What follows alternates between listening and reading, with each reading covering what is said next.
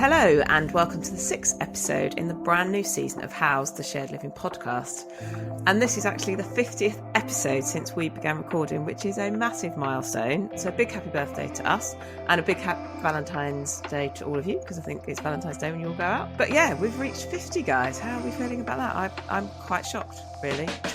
Well, no one's more shocked than I am. Yeah, I thought everyone had had enough of me on LinkedIn, that's for sure. But no, yeah, it's a great milestone and very grateful to be along for the ride. It's definitely valuable for the business, but from the conversations that I'm having more recently, it feels like it's valuable for the sector, if I can say that and blow our own trumpet, I suppose.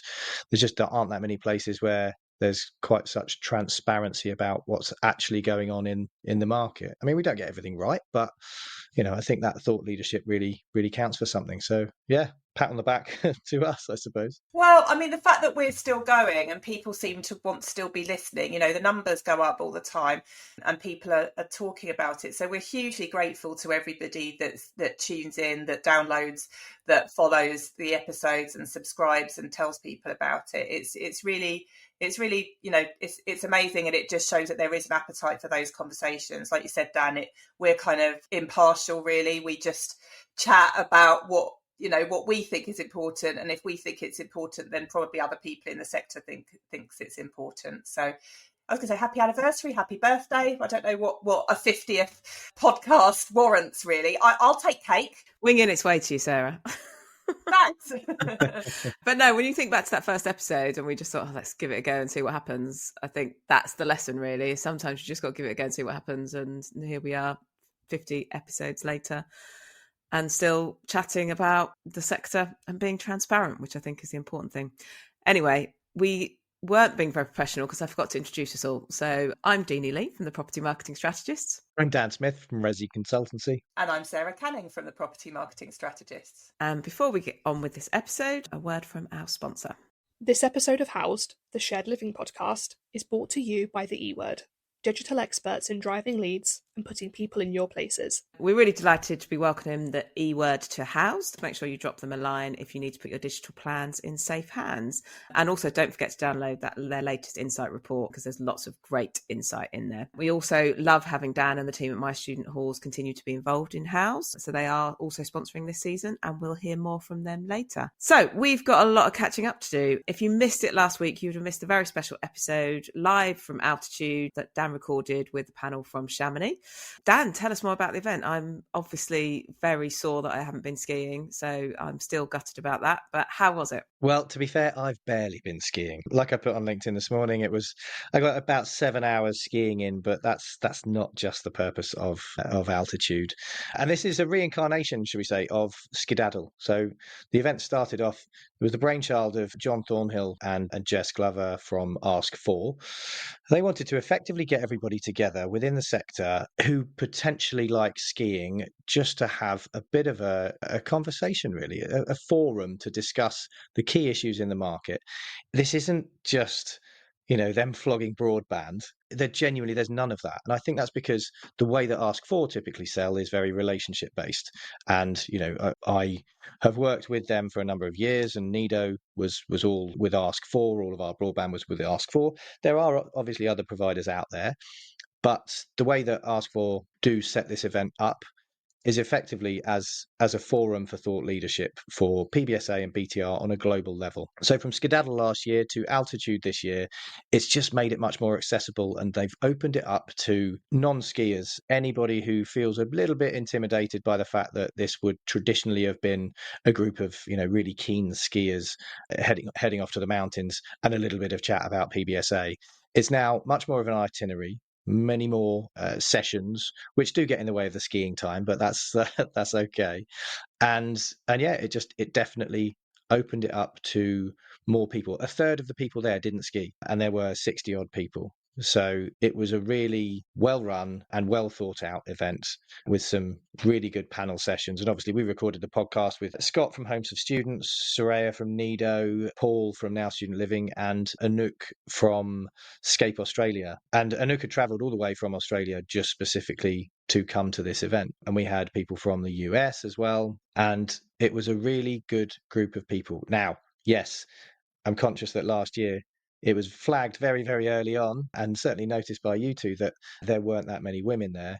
There were double the amount of women there this year, but there's still more work to do. And I think a lot of that comes from the fact that the invites go out to the CEOs or C-suite within operators, investors, developers of PBSA and BTR on a global level.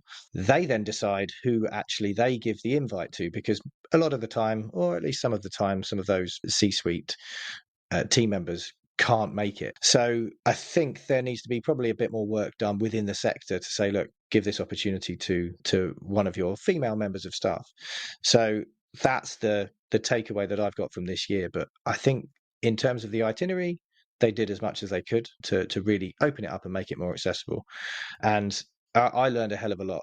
It was really good having Tim there from Global Student Living talking about the GSL index and the results from that.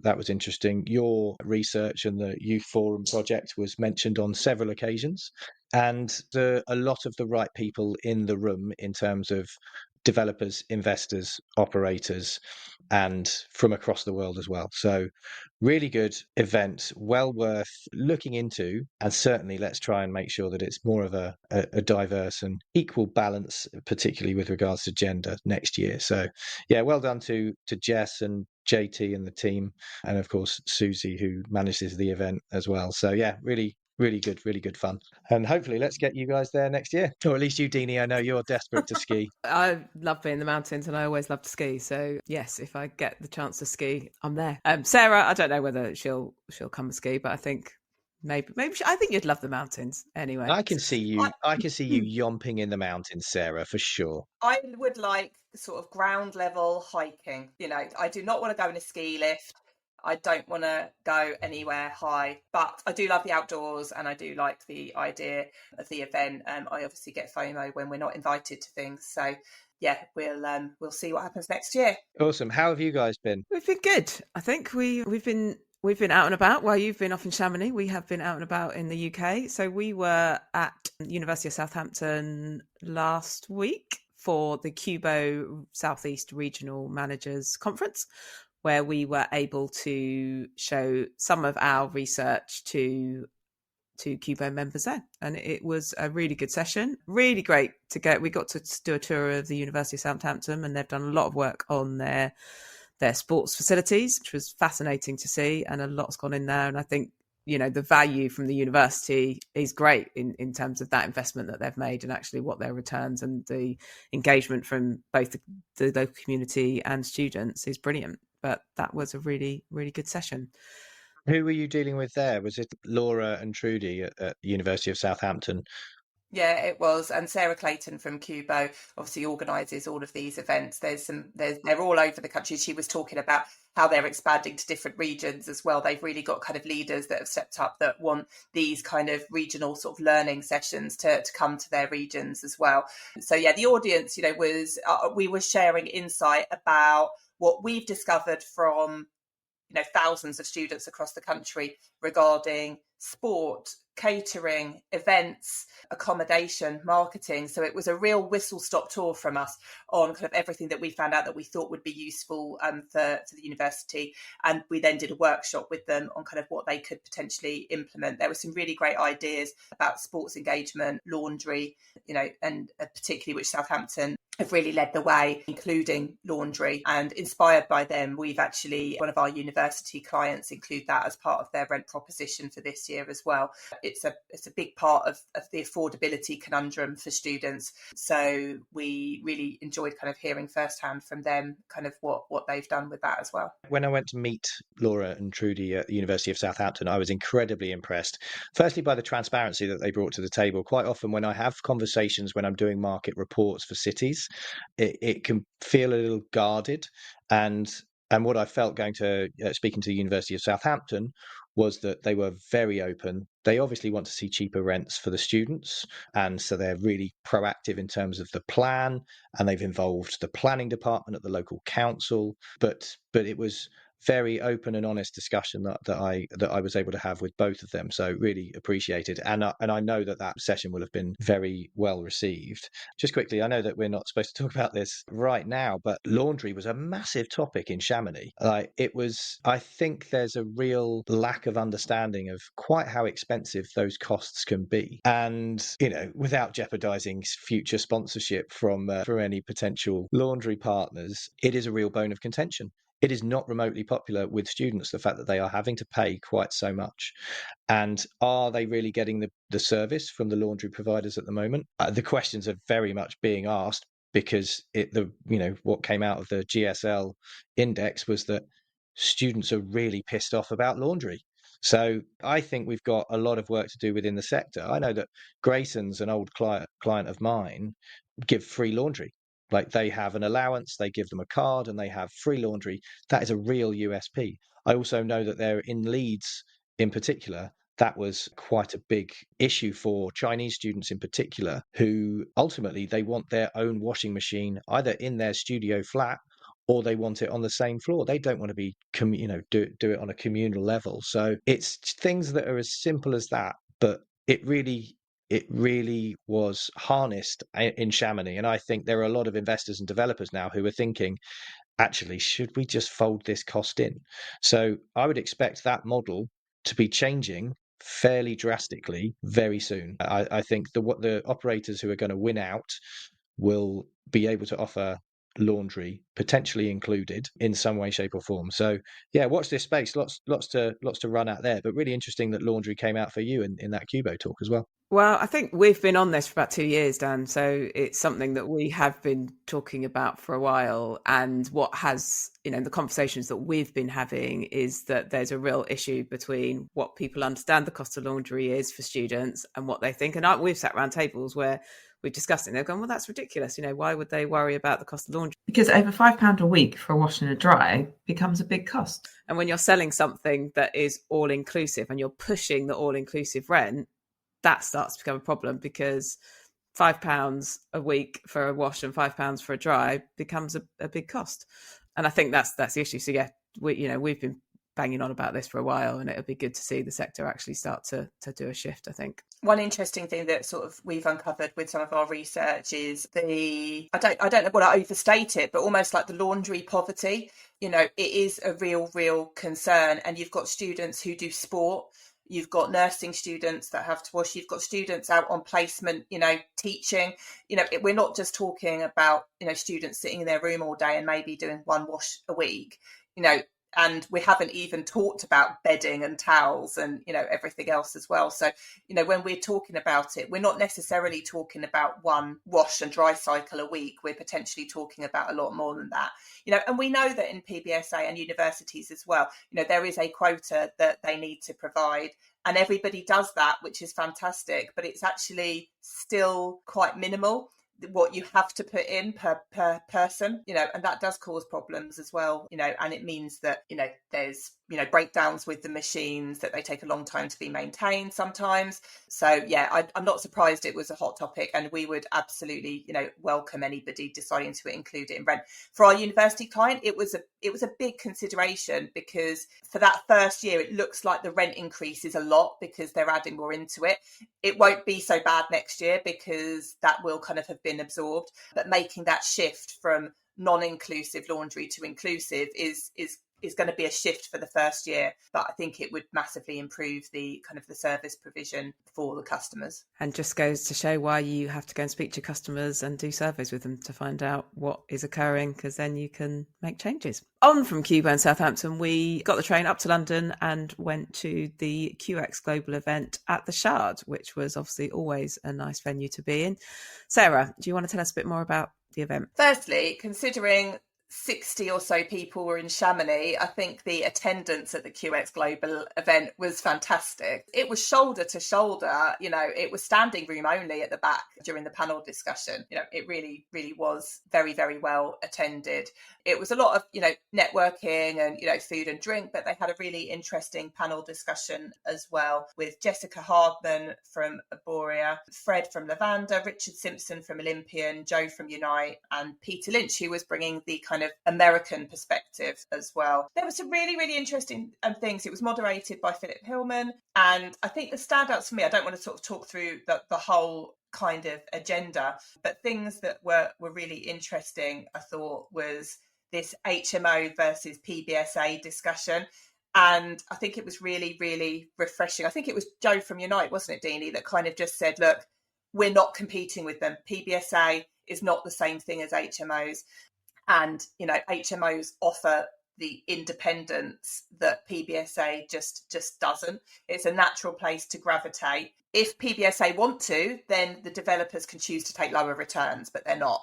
So we just have to kind of accept that it is a different product for different people, you know, in a different place. You know, Deenie and I, through our research, would love to see PBSA competing much more with HMOs. But as we've discussed on previous podcasts, let's really focus on what PBSA does well to justify the extra cost with it. So that was an interesting discussion. The Renters' Rights Bill, that was discussed as well, with a warning that PBSA shouldn't assume that they're exempt and it will impact the sector. Again, we've talked about this before, and I'm sure in the coming weeks we'll talk about it even more. There was a lot about hybrid living, about kind of short and long-term lets as well, and sort of flexible living, co-living.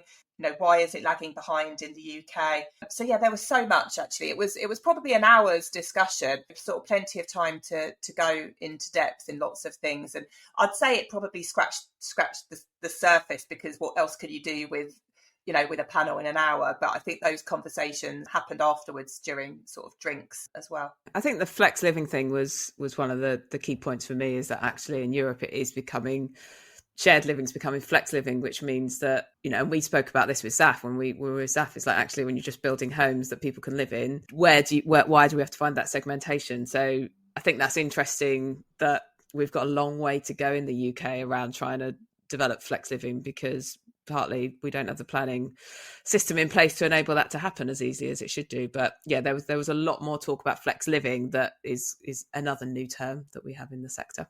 And yeah, just so you're aware, we did have major FOMO, although in Chamonix we were actually doing human curling at the at the time. But yeah, thank you very much for the summary of that event, Sarah. By the way, I ran it through ChatGPT and shared it with a few people there, so that, you know, the FOMO was abated. Sounds like a really good event. QX, I think they're very good at putting those events on, and I would like to see more of them. We have a lot of events in the sector with, you know, 300, 500 people there. When you have that smaller kind of focus of thought leadership, that really makes a difference. And it is then all about the networking, I think. So yeah, thanks for providing that. In terms of the HMOs, there was a little bit of talk about HMO at altitude as well, mainly quite how difficult they are now going to find it with the Renters' Rights Bill and with the new EPC legislation that's coming up. So yeah, I think that sentiment that Joe Lister from Unite had is echoed by a lot of the leaders that I was with out in Chamonix as well. So let's take a quick break now, because we've got some big topics to talk about after the break. So a quick word from our sponsor. Season 3 of Housed, sponsored by mystudenthalls.com. Let's find your place. Thanks again so much to My Student Halls for supporting us for a second season. We're so happy the lovely listeners of Housed are getting their property listed where it matters. So, on with our conversation, and I think there's been a couple of articles in the press recently with lots of changes going on for landlords around the Renters' Rights Bill and new landlord EPCs process that's coming in. What did we read about that, and what did we find? I mean, I've been avidly digesting this content. It seems like it's almost hourly that there's new things coming into play for, you know, for the rented sector. And I think the first thing that sort of caught my eye, it was a couple of weeks ago, Rightmove launched their data on rental prices. So I thought, well, this is going to be interesting, because are we seeing anything that's going to suggest that the Renters' Rights Bill is going to impact rental prices? And what Rightmove said is there's been a drop in average rents for the first time since 2019, bringing an end to consecutive years of record-breaking rents. Now, the rents are still high, but they're considerably less. The increase is less than the peak of the 12% annual growth we saw in 2022. So London, they've come down a little bit. Northeast, there's been different trends as well. And a lot of that, as you would expect, is to do with supply and demand. Interestingly, they say that the number of new properties coming to the rental market has remained stable compared to last year, suggesting that neither there has been a sudden influx of properties or a mass exodus of landlords. There is some evidence of landlords choosing to sell their properties, and particularly noticeable in London. But for now, agents report that some tenants are choosing to stay in their current properties rather than move. So whilst they've got current tenants, why would anyone sell up really? And there are mixed behaviour from landlords, but particularly larger landlords and institutionally backed portfolios are continuing to invest. So that kind of made me think, well, are we going to see a big change? However, Deenie and I hosted a webinar for Housing Hand on the Renters' Rights Bill last week. It was so well attended, but we were absolutely blown away by the numbers of questions coming in from the audience, which were predominantly landlords. They still don't know what's going on. It's still very, very unclear. It was a very hard webinar to moderate because we were absolutely bombarded with questions from the public. We've got a big job now to kind of work through those questions and make sure that they are answered, because it's clear. So whilst there hasn't been a sudden shift in landlords selling up at the moment, is it just because they're waiting to see and they don't really understand the full implications? And then we had the announcement of the EPCs changing as well, which we knew was going to happen, but actually it's a little bit more stringent than I think we anticipated. And there is a number has been placed on it by the government of what they expect landlords to have to invest to bring their properties up to compliance standards. So I don't know. For me, I feel like it's a snowball effect. I'm not sure that renters' rights is enough to disrupt the kind of the landlord-tenant relationship enough, but will this kind of EPC investment be the thing that kind of pushes it over the edge? What do you guys think? Yeah, look, I'm a bit of a doom monger when it comes to student HMOs. I do have some clients who are looking for institutional investment to really grow their HMO portfolios. And there's some institutional clients that I work with that are also looking to get in there to professionalize HMO management. But that would have to be at the right price, with a view that it is going to get more expensive to both run the properties and you are going to earn less money. So I can't see a future for student HMO landlords where there isn't quite a lot of attrition. I'm not going to talk about percentages of, how much that looks like. I know from Nottingham, from the work that I've done in speaking to the councils and the universities, there is attrition in the student HMO market because of the Renters' Rights Act and the uncertainty around it, but also in the knowledge that student landlords are very well aware that the councils want that HMO stock back into the market.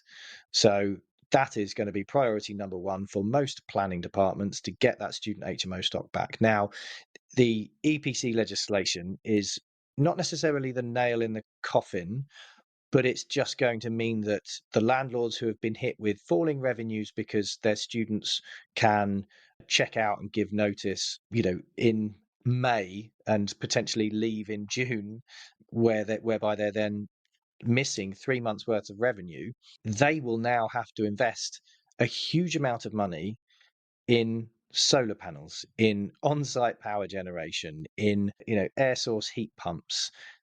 It is just not going to be sustainable for student HMO landlords in the traditional model, where you've got your sort of mum and pop shops or a few people who've got the odd property here and there. It is just not going to be financially viable for them. And I think that they're the conversations I'm having with a few student HMO landlords that I work with, whereby they are very much at a crossroads. We know that it's like that scene in Austin Powers where the steamroller is coming towards him. You wondered what I was going to say there, didn't you? I had no idea where this was going. where steamroller is going towards one of Dr. Evil's security guards, and it's going incredibly slowly, obviously, and he's just waiting for it, like, no. Well, that is exactly what every student HMO landlord feels like at the moment. I can tell you that. And it's not just the Renters' Rights Act; it is the EPC legislation too.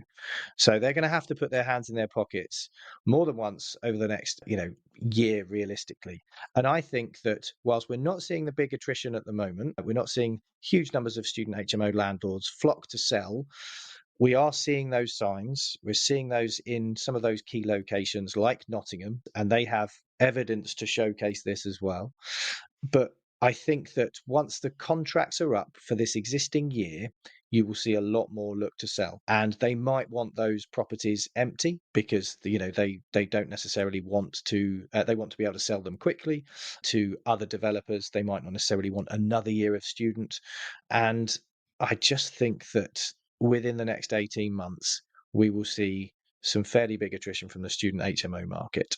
We may also see some more institutional investment. Who knows? There might be some really good opportunities out there, but now is not the time to be a student HMO landlord, in my humble opinion. I guess where I keep coming back to this is, which was back to my earlier point, is around if you've got a property to rent, you just rent it to someone who wants to live in it. So yes, it becomes harder to identify yourself as a student HMO landlord, but you just have a HMO and you rent it out to whoever needs to rent. And therefore, that is an option for many student HMO landlords across the country. So I guess that's where my head's at, is that ultimately I don't disagree with the Renters' Rights Bill. I don't disagree that actually we should be making sure our homes are more energy efficient. There's going to be some winners and losers in that. And I guess it's ultimately why landlords that are investing in property, it comes down to the reasons for doing it. If they're in it to get their returns year on year on year, then that's going to be a struggle probably over the next few years. Actually, if you're looking at a long-term investment, it might still be viable and it might still work. So I think that's where probably a lot of the smaller kind of investors in HMOs are going to be in their mind. And ultimately, people still need somewhere to live, whether that's to buy or rent. And this is a big change in the market, but I just wonder whether we're going to see a couple of difficult years and then it'll settle down and everyone will understand where things are. I think the issue is that the margins are actually really tight. There's this real sense that student HMO landlords are sitting in their ivory towers, sending people around to, collect cash, and it's just not like that. The margins are already quite tight for a lot of these student HMO landlords, and they are being vilified in the press and with a lot of the legislation that we're seeing coming down the line. But this legislation is for the tenant. Like it is very focused on that. You've got the likes of Ben Beadle from the National Residential Landlords Association who are effectively championing the landlord. Of course, they're going to, but I know from having seen pretty much what he's put out there and having spoken to him that he does understand that tenants do need more flexibility, student tenants included, and he's quite mindful of student HMO landlord predicament that they're currently in. There's also a need for EPC legislation. Like that definitely needs to come in. We need to modernize our homes. We need to live more sustainably. And that includes obviously landlords, because they own a swathe of properties across cities in the UK. So I think this legislation is needed. The difficulty is that it's clear as mud as to when all of this is coming in, exactly what it looks like for student HMO landlords, but also for PBSA as well. Are we all going to be bound within the PBSA sector to taking payments, to not taking payments up front?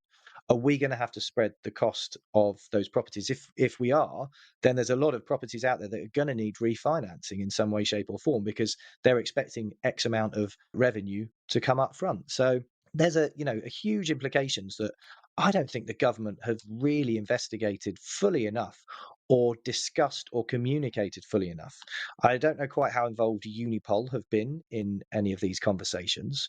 And I know that the British Property Federation have been involved in some way, shape, or form, and they have a PBSA contingent. But I'm still not entirely sure how much the government have canvassed landlords, PBSA operators, investors, or even students. So yeah, it's been pretty badly handled from what I can see so far. And I say that with the best will in the world, wanting the government to absolutely nail a student housing strategy, but just everyone seems completely in the dark. I think that, What I'm concerned about, and I think Ben Beadle has shared this as well, is it just going to push rent up?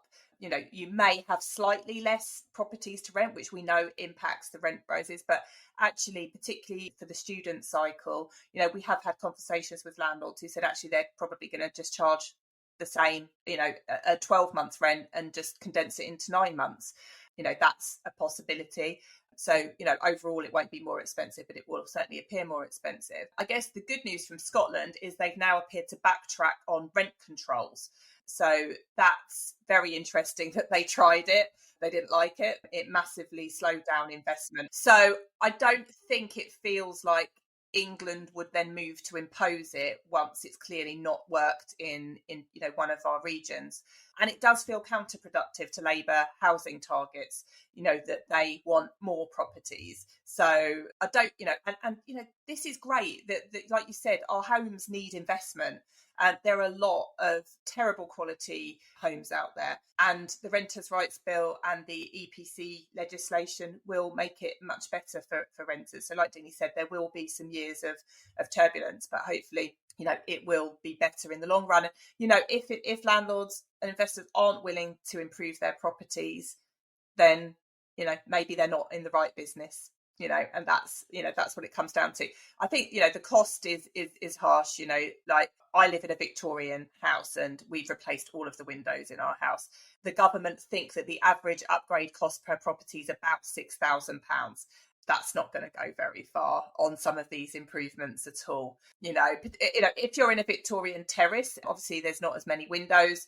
You know, maybe, you know, but certainly getting homes smart ready as they call it, and the other rules, I think is going to cost more. And also these are things that will be by 2030. So we're still 5 years off that. And as we know, you know, a lot of these things will go up in price during that time as well. There'll be a lot of double glazing window installers rubbing their hands together in glee, I think. I mean, the flip side of that, though, is that actually, if it is forcing people to invest, then it might actually bring costs down because actually there is more people spending on it. So therefore they're able to reduce those costs. And I think that has always been a slight issue when it comes to greener alternatives, is that they cost more than the less greener alternatives. So actually, if that happens, that will be a good thing because it'll force people to not have to think about it, because if it's the same price as the non-green alternative, you just go with the green alternative. So there might be some blue skies at the end of all this, but we will see. I'm sure we'll come back to the Renters' Rights Bill before it becomes clear what is going to happen. So we will discuss that again in other weeks. And obviously we'll keep an eye on the ongoing changes in the rental sector. A big thank you to the E Word for being our headline sponsor for the season. Your support is hugely appreciated. And of course, thank you to our friends at My Student Halls for joining us as sponsor once again. But also mainly a big thanks to all of you for sticking with us for 50 episodes. We only do this because of the value you tell us it brings, from people walking the dog or doing the school run listening to us, or even those of you who listen as a team and make it part of your staff development process. So a big thank you. We love your feedback, your ideas and suggestions, so please keep them coming. And of course, by following House and leaving reviews, it means even more people can find us. We will be taking a week off next week because it is half term, and we have learnt the hard way that children being off school and recording the podcast just doesn't work. So we will have a quick break next week, and then we'll be back the following week to see you all again. But in the meantime, you've got all those past 50 episodes to go and listen to, so please go and catch up on any that you have missed, and we will see you in 2 weeks' time.